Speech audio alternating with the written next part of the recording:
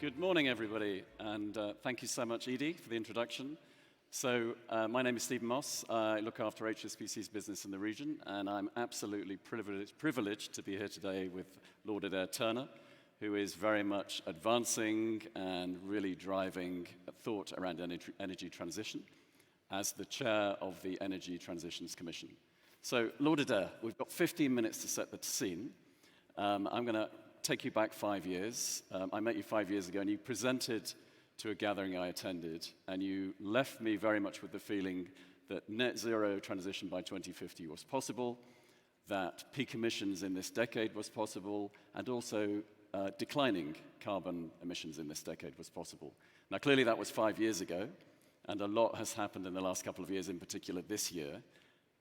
Where are we in each of those net zero peak emissions and also declining carbon emissions in each of those spaces? Sorry. Well, thank you, Stephen, and good morning, everybody. I think it's clear that in order to be serious about climate change, we've not only got to peak emissions in this decade, we've got to achieve a significant reduction. And I think when we first met, as you say, 5 years ago, I set out a technological vision of how that was absolutely possible. So how do I feel, you know, 3/4 way through this extraordinary year? I mean, clearly there have been some bad things for that process towards the energy transition. For instance, Europe is now burning more coal because it's short of gas ahead of this winter. But I have to say that overall, what is happening in the world today makes me feel more confident that we will get significant emission reductions during the 2020s. And why is that? First of all, it's the extraordinary continued process of key technologies. Let's take solar. Last year, there were about 180 gigawatts of solar installed around the world. Latest estimates for this year, 250 gigawatts. There is a revolution going on in solar. Secondly, in Europe, the impact of the Ukraine war has been to clearly accelerate plans to head towards renewables, to head towards energy efficiency, to deal with some of the things like the planning and permitting barriers that get in the way. In the UK, we have increased our offshore wind target from 40 to 50 gigawatts, and we have put in place the actual auctions which will get us there. Now, China will be crucial. China is building more coal, and that is unfortunate, but China is also building renewables at an extraordinary pace. It is building renewables at 130 gigawatts a year. They have a target set by Xi Jinping of getting to 1,100 by 2030. They are on target to be at about 1,700 gigawatts of renewables by 2030. And in the US, the Inflation Reduction Act, I think one has to realize this is a very, very big package that makes me much more confident than I was before that the US will achieve the commitments it made at Glasgow and before. So look, my point of view is, whatever was my previous expectation of global emissions in 2030, it's now lower, but it's still the case that the commitments that have been made are nothing like enough to limit global warming to 1.5 degrees centigrade. So there is still a big ambition gap, but this might surprise people, compared with where I was in January, my expectation of, for instance, European gas consumption in 2030, that's significantly down from where I was in January this year. Total global emissions by 2030, significantly down from where I was in January this year. So you didn't mention carbon capture. There's a lot written on that. Clearly, there's a lot of investment in the US going into carbon capture. How much is that going to figure? Well, look, we at the Energy Transition Commission believe there is a vital but limited, that's how we called it, role for carbon capture and storage. When we see the technologies which will get us to zero carbon global economy, we think about 60% of the future energy system will be electricity produced from nuclear or renewables. We think about 15 to 20% will be hydrogen, and that the majority of that will be green hydrogen. But if only 15% of it is blue hydrogen, that will be a hell of a lot more blue hydrogen than there is grey hydrogen today, because the total number is going to go up. Total hydrogen demand we see going up from maybe 100 million tons in the world today to 500 or 800 million tons by 2050. We see a role for bioenergy, we see a role for carbon capture and storage, but the real heavy lifting is done by electrification and by hydrogen. So to facilitate that, clearly this needs a lot of money, and the ETC, of which you chair, has forecasted this is going to need 3 trillion by 2030, and then the capital investment, infrastructure investment, is likely to peak by 2045 at 5 trillion. Now, we're a long way away from those numbers today in terms of the annual investment levels. They're nowhere near 3 trillion today. So how are we going to get there? And we're sitting in a room with Future Investment Initiative on the wall. Yep. So how do we get people in this room to really believe that they should be investing in this space and that the returns are there, and to get to that 3 trillion number and ultimately the 5 trillion number? Well, the first thing to say is that although these are enormous numbers in trillions and dollars, as a percentage of total global GDP, as it grows over the next 30 years, these are not frightening. This is about increasing investment in the new economy of maybe 2% of global GDP, offset by a decline of fossil fuel investment in a world where we save and invest about 25% of global GDP. It's a very significant reallocation of capital, but it is absolutely doable. I would draw a distinction between the developed world and the developing. In the developed world, most of this will come from the private sector, provided the real economy levers are in place. Provided that countries have net zero strategies that make it clear that they will be introducing the carbon pricing and the regulation which is required to get us to net zero, the private sector will say, well, that creates an opportunity for me to have good returns in these new technologies of the future. One thing to realize is, where does this 3 to 5 trillion lie? And the key point I want to make is that about 70 to 80% of it is about one thing. It's about building a much bigger and zero carbon electricity system.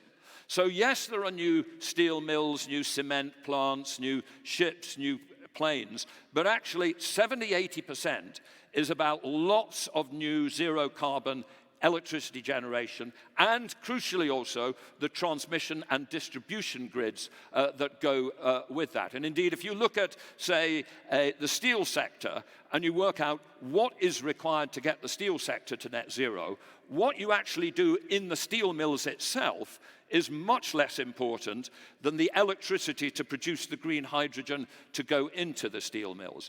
So how do we get that huge electricity investment? What it requires is clear strategic commitments, clear statements in advance. I gave you the one for the UK before, 50 gigawatts of North Sea offshore wind by 2050. Provided governments set targets like that, then they will unleash, and provided they have auction regimes, planning and permitting regimes, regimes for agreeing the transmission lines, and all that is very nitty-gritty and very important, but provided that they get that right, most of the finance will come from the private sector itself. Final thing to say is, in this investment opportunity, there are significant sums of money which are high return, high risk, new technologies in the exciting technological development of the new economy. There are significant reasonable return, reasonable risk development projects actually getting those offshore wind or solar parks going. There are then very big sums of money which fundamentally are long-term infrastructure investment, which will be relatively low risk provided the regulatory regimes are right. That's the developed world. The developing and low income is more challenging, because that's where I think we have a challenge not just of good real economy policies, but also just adequate flows of financing in total. So to pick up on that part, you've written quite a lot around the role multilateral development banks have to play in this, and I sense from what I've read you feel they should be doing a lot more to really unlock these public-private partnerships. How do you see the MDBs being incentivized to sort of play a much greater role than they do today? Well, when we look at the developing countries, of course, there's a huge range. There's a range from countries like India, and we had Mukesh Ambani come in by video yesterday, which have very large domestic savings, very large companies like Reliance, like Adani, which can mobilize huge capital resources. And you go from there to much of sub-Saharan Africa, where the ability to generate domestic savings and the people who can do that is just much more limited. And the role of multilateral development banks, obviously, will vary across that, from a supporting role in some of those already middle-income developing countries which have large domestic capital mobilization capability, through to a really fundamental role in the countries like in sub-Saharan Africa, where a significant amount of the investment will have to come from outside. Now, when you run the numbers today of how much the MDBs, the multinational development banks of all the different characters, are putting into the low-income developing countries, it is nowhere near enough to help them get the transition that they need. And what we have to think about is how they lend more money into those countries, how more of that money is helping with the energy transition, and how, wherever possible, they are unleashing more units of private capital per unit of their own capital. This is the multiplier bit, and it's the crucial thing about how they design projects and use their guarantee capability, use their ability to take risk off the table. So there is a lot that can be done, and it is crucially important to mobilize those MDB and also private flows into the lower income developing countries. Though one has to say as well, and anybody from the MDBs will tell you this, it isn't just about the money, because sometimes they'll tell you, yes, I do have money allocated for, solar PV projects in sub-Saharan Africa, but where is my creditworthy counterparty for the offtake agreement for that in the local utilities? So what we also need the MDBs is to get much more involved in sort of going upstream in the project development process and trying to form the projects, help the utilities reform in order to create a total package which is bankable. Brilliant. We're very short on time. So tell me some of the work you do, and I know you work with the Mission Possible partnership. We'll move to corporate. So existing companies and new companies to help existing companies transition, and new companies to scale so that we can achieve the new energy economy. Just very, very quickly tell the audience some of the work. The Mission Possible partnership is a spin-out of the Energy Transition Commission, which is working with companies in what we call the hard-to-abate sectors of the economy: steel, cement, chemicals, aviation, shipping, all of which we are absolutely convinced can get to net zero in themselves. In these, we are seeing remarkable progress, and I think the most remarkable progress is in the steel sector. Only 5 years ago, most people in the global steel sector would have said, oh, very, very difficult, maybe I'll get to net zero by 2100. If you want me to get there by 2050, it'll all be about buying reforestation credits. We can't possibly do it within themselves. Well, we now have pretty much all the major steel companies in the world getting to net zero by 2050, with 95% of the reduction being the change in their own technologies, and only the last 5% being the purchase of offsets.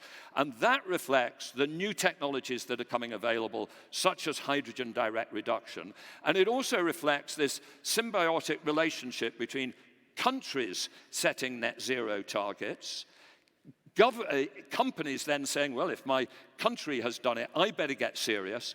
Companies then discovering the technologies and putting focus on the technologies, and that giving governments more confidence. And we do see in that area, and we are trying to reinforce and encourage that, a major change. The final thing to say there is, what we see there is both big existing companies, the ArcelorMittals, the Baowu Steels, the Tatas, making commitments to this new technology. But we also see new entrants like H2 Green Steel, Gravitex at Fos-sur-Mer near Marseille, saying that they are going to set up new iron and steel making potential. And what you always see in industries where you have new technology is a contest between new entrants who can get the benefit of a greenfield site, large players who, if their intelligent will make sure they're not cannibalized, make sure that they are themselves moving to the new technologies that that are the future. And we are seeing all of that occurring